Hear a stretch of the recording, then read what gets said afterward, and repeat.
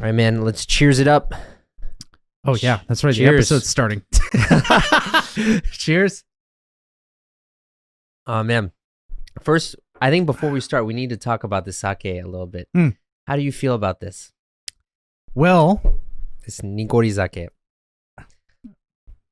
I'm a little embarrassed now because you called me out earlier.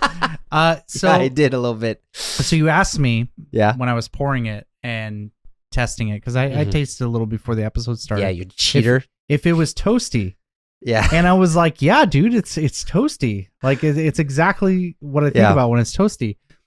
And then you tried it and you're like, no, this is not toasty It's not at all. I mean,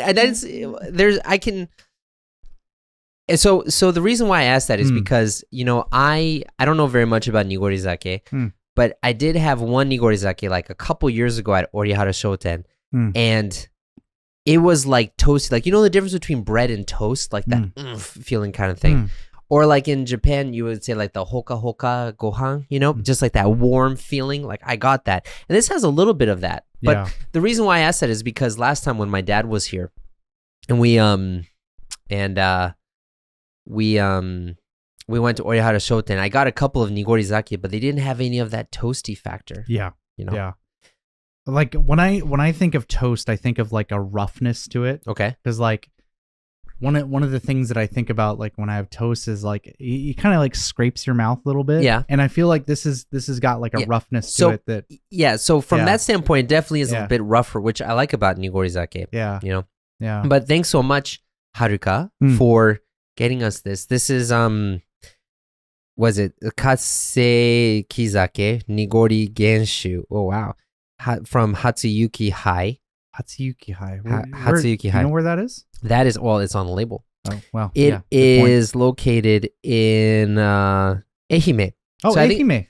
Ehime. Okay. So that's great. That's great. Yeah, thanks so much. So, yeah, I wanted to drink this sooner, but we were a little bit busy, so we couldn't film so much. But it still tastes really great. Yeah. Shinshu shibori tate no nigori sake. Thank you. This is really fitting because this feels like a spring sake. Yeah. Yeah. At least for me, it does. Yeah. Shinshu. It's the new.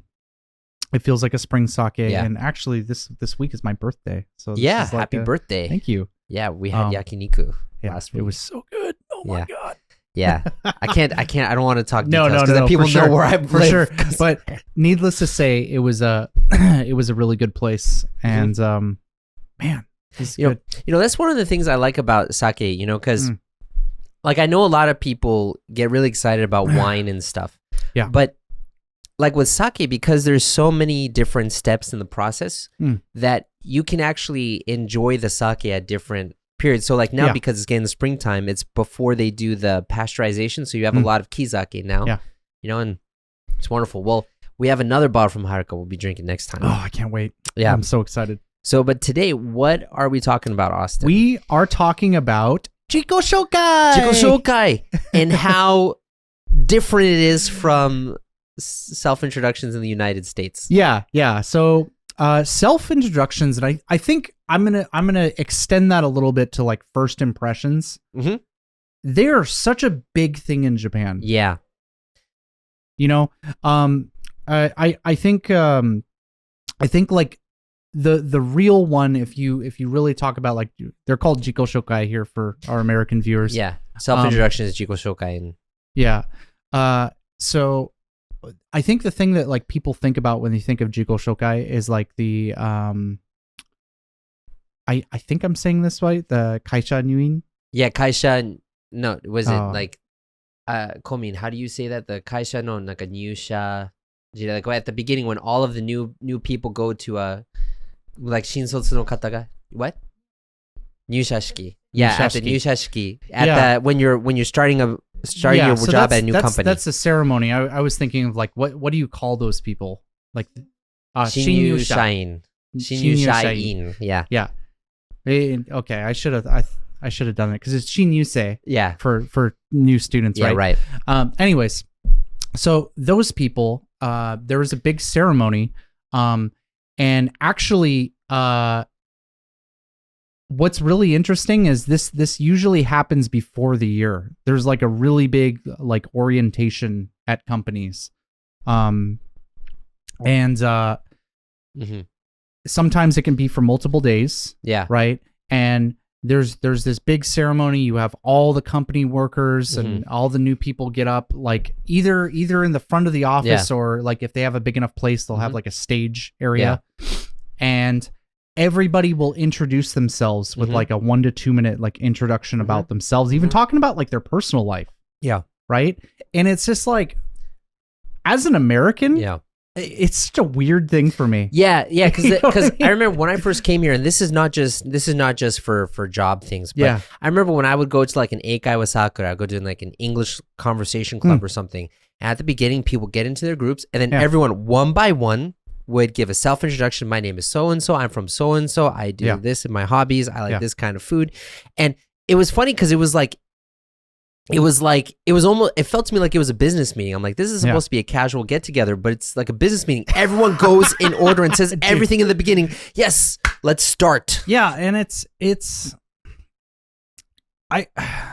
felt robotic to me. Yeah, I was gonna say it feels soulless, but maybe that's a little bit too mean to say. Yeah, robotic. But it's like, my thing is, it's like, it's such basic information about yourself that it's almost just like, who cares? Well, it's like in the States, in the States, how do they do it though? I mean, it's not like we don't have self-introductions in the US, but I think it's on a more personal level. Yeah. Right? It's like you've started at a new company, and maybe the boss will take you in on your first day and be like, hey, everybody, this is Jeff. Yeah. Say hi to Jeff. Yeah. Normally it's just like the name. Hi, I'm Jeff. Hey, I'm Amy. You know? Yeah, and it's funny because it's like, normally, like, if you were to have that get together, you just have people go around in a circle saying their names. Yeah, you know, and then it's the end, because then what happens afterwards is you get to know each other through your conversation, so you don't have to say everything in the beginning. But it's like, it's almost like the thing that also got me too when I would hear Japanese people do self introductions is because at the end of a Japanese self introduction, you always need to say the final sentence. Yoroshiku onegaishimasu. Yeah, yoroshiku onegaishimasu. Yeah. Right. But there's no good translation for yoroshiku onegaishimasu in English. So don't even get me started with that. I know. So people would try to give their best understanding of how to say yoroshiku onegaishimasu, and you can kind of see people's English level based on that, because people would say like, "Oh, please treat me kindly," or "That's it." It makes me think of like "That's all, folks" from Bugs Bunny, you know. But like in the States, like in that situation of yoroshiku onegaishimasu, how would you say that in English? I would say, I look forward to working with you. You'd say that? Yeah. See, I would just say like, nice to meet you. Like at the end. Sure. Yeah. Both. I mean, yours is more formal, of course. Yeah. But if it's like a small gathering or something, I just, nice to meet you. Nice to meet you. Yeah. And so that's another great. Why is your cup so far? It's because you smell bad. I want to get away from you. No, so you don't. Your cup's far. Yeah, my cup has a nose too. No, but it's like, so it's funny because, you know, that's another example of how, you know, in Japan, there's so much more ritual in Japan. Like when I think about the things you're expected to say and how everyone says the same thing, like ittekimasu, itterashai, itadakimasu, gochisou-sama, you know? Yeah. And I remember like when I first came to Japan, it's like everybody says the same thing at the same situation. Yeah. Is everyone a robot? Yeah. You know? You know, one of the things that I find really interesting, if you're really kind of looking at America and Japan together, is Japan really, really, really likes labels. Yeah, for sure. Like really likes labels. Yeah. And America's the complete opposite. People hate labels, right? And it really bothered me when I came over to Japan because my Jiko Shokai was, hi everyone, I'm Austin. I'm from Seattle. My favorite food is gyoza. Yeah. Right. And, you know, I introduced other things. Right. But for the next year, whenever someone came up to me, they'll be like, hey, Mariners. Right. It's like, dude, I hate baseball. I don't get. Yeah. Like Ichiro's cool. Like I like Ichiro. He's a cool guy. But I don't know baseball at all. Like people come up and try to talk to me about Ohtani Shohei. And it's like, I know him. Yeah. You should talk to my buddy Chris. He knows a lot about it. You know what I mean? And it's like, and then every single time there was like, hey, did you eat gyoza this week? It's like, dude, it's my favorite food. I don't eat it every day. You know what I mean? So I don't like self-introductions because I think as soon as you do a self-introduction, it's like my favorite food, my hobby. It's like people just lump you into that label. Yeah. And then it's like, that's what you're the gyoza guy. You're the Seattle guy. Yeah. You know what I mean? You know, it's funny that you say that because I actually haven't really thought about it this way, but until just now you saying this, but I guess like the Jiko Shokai culture in Japan is a good way to set expectations. Of like, if you want to talk to me about something, this is what you can talk to me about. Yeah. Because I know in Japan, people are more private about their work life, so they don't talk too much about that. And a lot of people in their self-introductions, they don't share their work.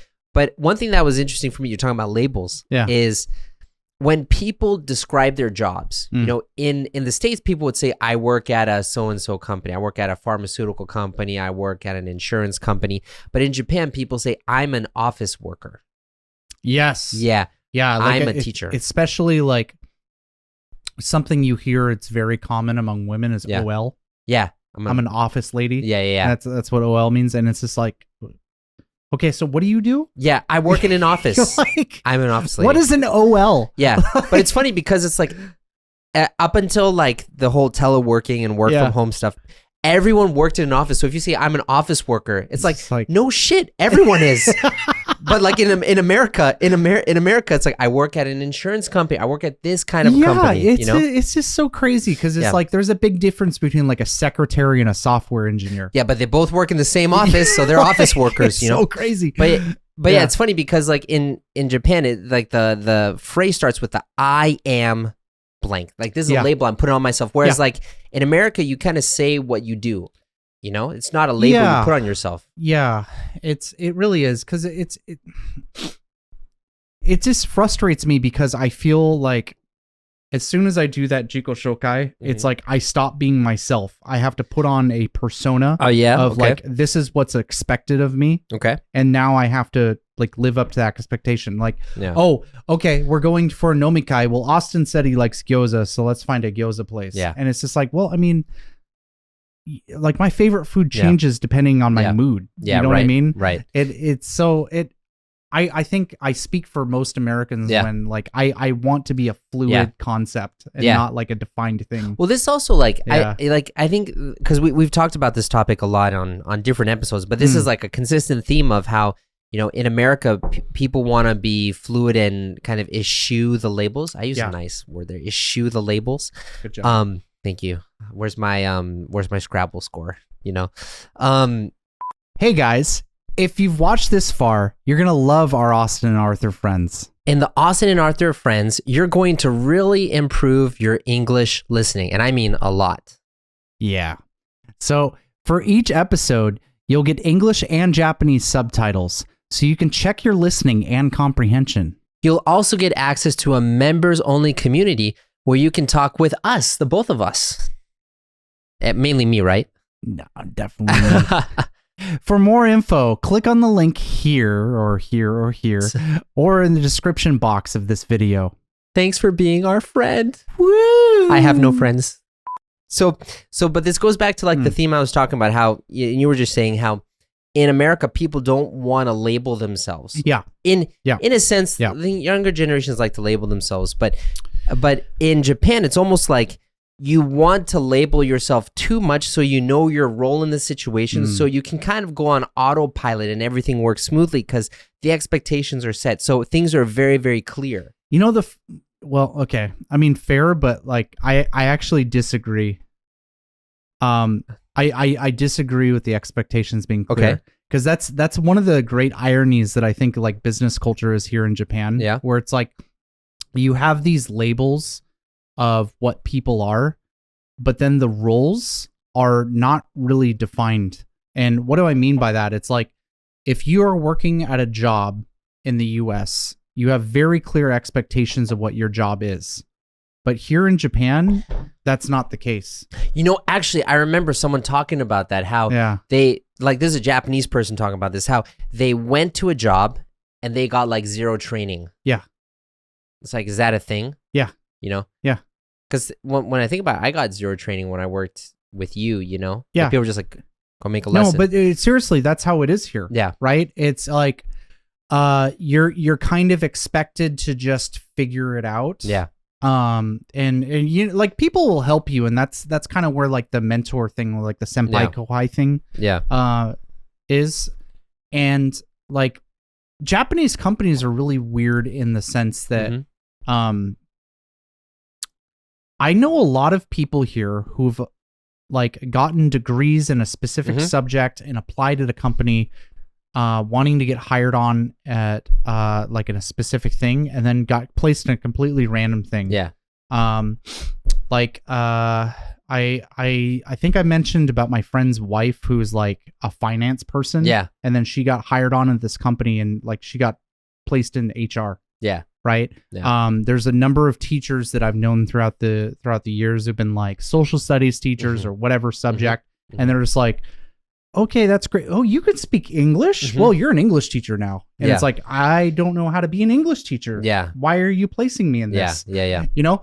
And it's like, that kind of thing really confuses me. Well, it's kind of, I feel like it goes back to, you know, family dynamics. Because, you know, in Japan, I mean, this is changing now because more people are quitting and changing jobs and stuff. But like, I remember reading how Japanese business is more like family relations, and how you like when you're in your family, there's not really a clearly defined role. A lot of the time you're just kind of in it. And a lot of companies, they'll do business with other companies, and even if the contract is like reaches its limit, they'll still just continue as if the contract has renewed without making a new contract, because that's all the time here in Japan. Like even like cell phone contracts and like rent, that's another thing, right? But in the States, things are much more transactional and much more official, much more clear. And, you know, I kind of see this actually in my home life, because I want the expectations for my wife Natsumi and me and how the kids will be to be very clear. Because then everyone knows what they should be doing and everything goes smoothly. It's like running my family like a business, because that works really well for me. But she wants to have things be more fluid, which is kind of like the Japanese way of, like, in business and stuff, things are more fluid. And I guess it's just like a value difference. But I don't know, it's funny because it's one aspect, you have like this very robotic, very clear jiko shokai, and then once you get in, it's like, hey, good luck. You know? How do you feel about introductions? Do you feel like nervous at all giving them? Not anymore, man. I mean, honestly, I just don't care. Because it's like, like, I don't care if people don't like me. You know, people are like, Arthur, if you do this, people think you're strange. It's like, so what? I'm never going to see them again. You know, or it's kind of like, I mean, if I had to like be at a job with these people and like see them every day, I would probably want to leave a good impression. But I wanted to ask you though, so when experiencing self-introductions with Japanese people, has there ever been like a strange or awkward thing you've heard someone say in a self-introduction? I'll give you an example. Like, because the thing that hits me, that when I see this with a lot of women when they give self-introductions, when they give like they talk about their favorite foods, they say like, I like meat. Have you ever heard someone say, oh, I like meat? Sure. And for me, when I first heard that, I was like, what? That's I like everyone likes meat. Like, is there someone who doesn't really like meat? Like, that was very strange, because I feel like meat has a different like cultural significance in Japan versus in the United States. So I was just like, sure. It's kind of being like, you know what, vegetables, I think they're pretty good. Like, it's like, of course, wow. You like vegetables. Do you like grains as well? Well, dairy products. You know, they're not bad. Yeah, cool. Yeah, so it's like because I feel like in America, because meat is such a big part of like the food, it's kind of taken for granted. It's like, I like meat. It's like, oh, that means you like to eat. Yeah, you know what? It kind of reminds me, now that you mention it, it's like, you know, like the meme dating profile. It's like, I like long walks on the beach. Long walks on the beach. Yes. And it's just like, no shit. Yeah. First of all, I bet you the majority of people who have written that they like long walks on the beach have never actually done a long walk on the beach, because it's annoying sometimes. It can be. And it's like, here's another thing. Like back when I was single, like I used online dating. It's like, that's pretty much what you do nowadays, everyone right? Does, It's like, you don't really meet people organically these days. Yeah. But you know, like I remember looking at dating profiles because like in a lot of ways dating profiles are kind of a Jiko Shokai, right? Yeah, of course. And like one of the things that I always saw on dating profiles was like, I like the outdoors. Mm-hmm. And it's like, it's such a nothing burger of a statement. I like that nothing burger. It's a nothing burger. It's a nothing burger of a statement, right? Because it's like, what does that even mean?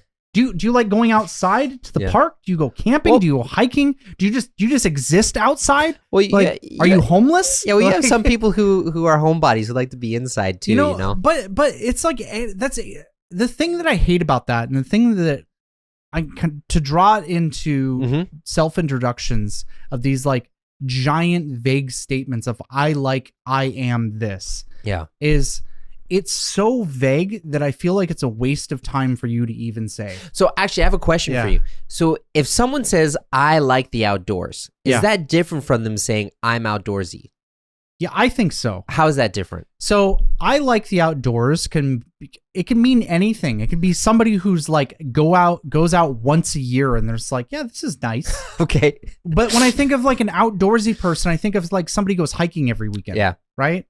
Yeah. So for those of you who are writing your dating profiles, don't say I like the outdoors. Say I am outdoorsy. It's so dumb. It's like you could be looking outside at nature. Well, right? Yeah, from inside of your house. Wow, that forest looks good. Yeah, you could be inside your warm house, looking out the window, looking at the forest. That's a nice forest. Yeah. I like the outdoors. I don't want to go there, but I like the outdoors. It's so stupid. Yeah. Oh God, I hate it so much. I mean, personally, for me, I feel like they're both the same thing, but everyone's different, and it would drive me insane. And like, I'll tell you another thing. And like I said, I'm drawing this from my experience of like dating profiles. But was there like a crazy dating profile? Oh God, you saw? Yeah, man. Yeah, but maybe we can leave that for a topic some other day. Yeah, dating profiles. Yeah. Oh my God, we could talk about like gaijin hunters. Ah, man, we're gonna get so many people angry with that, but it's so true. It's so true. Yeah. Anyways. But yeah, so like I'll give you the stereotypical profiles that you would see for dating profiles for women here. And you know, I'm making a generalization, but this is the point, right? I like Disneyland, I like tennis, and I like going to cafes. Yeah, I would say so before I got married, when I was on dating apps too, I always, this is like over 10 years ago now, but I always saw I like eating sweets. Yep. I like cafes. Yep. I like traveling. Oh, traveling. That's another one. And I like Disneyland. Yeah. You'll always get like some picture. And like I said, I'm doing this from the context of dating profile, but you'll get a picture of like some girl standing in Greece with the stupid white and blue. That's building. Not a stupid flag. That's no, I'm not talking about the flag. I'm talking about the building. Like, look, the buildings aren't dumb, but I'm so sick and tired of seeing that everywhere. God, it's obnoxious. Yeah. It's like, just because you went to Paris doesn't make you a world-traveled person. Yeah. Like, who freaking cares? Yeah. And it's like, that's the same thing I think about, like, with introductions, where it's just like, I am this person. And it's like, well, that can mean a lot of things. Mm-hmm. And there's no point in saying that, because you are not that person. You are a giant, complicated mess of a human being, right? And to just say that you're just like this thing, I hate it. I hate it so much. So if that's the case, so then how do people normally do self-introductions or introduce themselves in the States? And like, how would you like people to do it? So I think something that you see happen in the US at like jobs and just like social places is someone will introduce, hi, I'm Austin, I'm from Seattle, you know? And maybe you might give like a little bit of information, like I'm a dad, you know, like I went to school here, like things you've accomplished. Yeah. You would often say, because that doesn't give you a defined role. That's just like, I've done this. Yeah. Right. You can interpret that how you will. Right. And then what will happen is later on, like in an office situation, there would be like a coffee machine or a water cooler, and you go up to someone's the water desk, cooler conversations, right? You have an organic conversation where you're just like, yeah, what do you do this weekend, or what are you doing this weekend, or that kind of thing, and they start, oh well, I'm going camping this weekend, or I'm going to concert. Oh, what music do you like listening to? Well, I like listening to this. I'm actually seeing this person this weekend. Yeah. Right. And that kind of like starts building up like an understanding like between two people. And I think that's just such a better way of thinking, because it's like, okay, well, I'm going to a concert. I like listening to this person, but next month I might be going to another concert. Right. So it's like, I'm not locked into this thing. Yeah. It's right. Like, okay, I like doing this, but next month I might be this. Yeah. Right. Yeah. So normally the key is to share not that much information, but then naturally through conversation, you share about what you like and what you're going to do. Yeah. And I think that it just feels like a more natural way. It's more organic that way. Yeah. Now you're doing the organic thing too. I like that. What? Huh? What I mentioned organic earlier. Oh yeah, yeah, of course. I mean, so I have to. I don't know how you feel, because I like living here, and I want to live here for the long term. I mean, if it changes and it becomes more like the United States, maybe not. But whenever I go back to the United States, I feel like, oh, this is real life. This is how the world is. I've been living in like Disneyland a little bit. It does feel like that in some ways. Yeah, like so it feels like there's a lot of facades here. So like things work great. They work perfectly, but things feel more real when I go to the United States. Yeah. And I think it's important to really separate those situations, because we've talked about this. Yeah. How people are more personal in the US, but it feels more fake than here in Japan. Yeah. But I think that's when you're talking about from like a business standpoint, when you're doing like a transactional conversation between two people, like you're at the store or something, right? And it's like, no, I don't care about you. I just want my coffee. Yeah, like right. that kind of thing, right? Yeah, they want their tips, so they chat you up. Yeah, but when you're talking with a coworker, you gonna spill? Oh, I'm not gonna spill, man. You professional. I am a professional. See, I'm pouring this right now, and I think it's about to hit it soon. But when we get low, I can always refill it a bit. Oh, dude, I always just like try to push the edge. You you push the edge, you go over the edge. I'm keeping a safe distance from the edge. But yeah, so like for me here, it's funny because like we talked about like business culture here in Japan in previous episodes recently, and we got a lot of flack for it in the comments. Oh, we did? Yeah. I didn't read the comments. Yeah. There was a lot of people saying it's like, well, you like Japanese culture, but you don't like the business culture. It's like, this is the same thing, man. It's the same thing. Yeah. And I really don't agree. Yeah. Like, I think business culture here objectively sucks. Yeah. And I like, it blows my mind because foreigners hate it. Like you won't meet a foreigner here who's like, yeah, business culture in Japan, love it. Yeah. Like no one will say that. Yeah, it's funny because a lot of Americans who go to Europe, they're like, I love the work culture in Europe. Yeah. That's like a feature. Whereas in Japan, it's like, I like everything except for the work culture. Yeah. But the thing is people here in Japan, and when I say people, I mean a lot of people hate it too. Yeah. Like nobody likes this. Yeah. So, but it doesn't change. And that's the thing that drives me insane. It's just like, guys, like we don't need to do it this way. Yeah. We don't need to do these like really awkward things and make people uncomfortable and like throw labels on stuff. Like what is this orientation ceremony really for? Yeah. Like, does it really matter that we spend like 2 hours at the beginning of the year going over and like introducing people? Yeah. Like, does it matter if I know that like the new office lady likes cats? I mean, that's a very important thing to know, man. She likes cats. You're gonna tell me she likes going to Disneyland? Yeah. What a surprise! I know. It's so crazy. It's like I don't care. You're my coworker. I'm working with you. Like, if I want that information, I'll come up and talk to you and be like, "Oh, what are you doing? Oh, you're going to Disneyland. Well, yeah, of course you are. You know what I mean? Yeah. Like, it's just like I don't care. Well, it feels like such a waste of time. Yeah, I mean, it goes back to like how I feel like in the West, people, they go to work to go to work, and in Japan, they go to work to kind of live their lives. No, that is true though.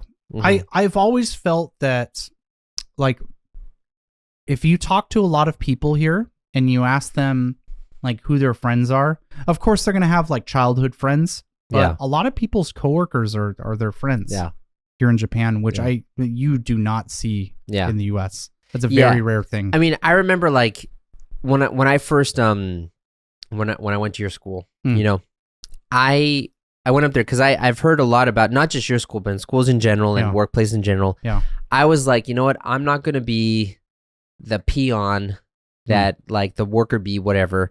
I'm just going to go in, do my time. When I'm done, I'm going to leave. And so people kind of like chat with me. Yeah.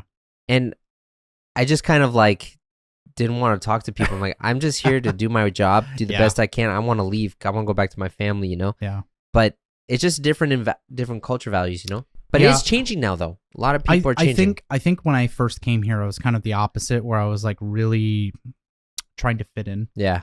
I've since kind of adopted your point of view, where it's just like, look, it's not that I'm rude to anybody. Yeah. Like I'm very nice. I'm very social when people come and talk to me. But it's like I don't care. Yeah. It's like just go and get out. I'm here 8 to 5. Like that's my thing. Like I'm gonna get my work done for the day. Yeah. You know, and that's I'm not here to make friends. Yeah. I'm here to earn money. Yeah. So I can live my life. Yeah. Exactly. Yeah. Exactly. Man. Yeah. Well, this is good. I feel like we talked a lot about Jiko Shokai self-introductions. If you guys, Austin said a lot of, here's another big word. Austin said a lot of inflammatory things on this episode. If you disagree with him, I'm just going to say you're wrong, but you can still let us know your comments in the comments below. You know, it's really funny because I think that's a joke, by the way. I'm not serious. So there's a term called off the cuff. Off the cuff, yeah. Off the cuff is like this part, like the eddy, right? This part of my shirt. And the meaning is it's not really well thought out. It's just like, here's my opinion on it. Yeah. Just you know, just do it. Yeah. You know? Don't think about it. That's just how I talk, right? Yeah. And it's really funny because I look at every episode's comments. Yeah. So if you guys don't think we look at the I read every single comment for every episode because I like it. It's fun. But man, there's a lot of people who are just like, yeah, Austin, yeah, you had an okay point, but no, not really. Like you were wrong about this, and I disagree here. And it's like, Austin's wrong about a lot of things, but for the channel, I have to keep up appearances and agree with him on everything. So yeah, if you disagree with him, you're wrong, but that's okay. Please let us know your opinions. Yeah, I'm never wrong. I don't know what this man's talking about. All right, what are we going to talk about next time? God, I already forgot. Yeah, I already forgot. Homie, do you remember what we're going to talk about? We have a plan. We actually sat down and planned all this. We're going to talk about the topic that Komi wanted us to talk about. Hanami. We're going to talk about flower watching culture. Oh, yeah. Yeah, next time. Great. Yeah.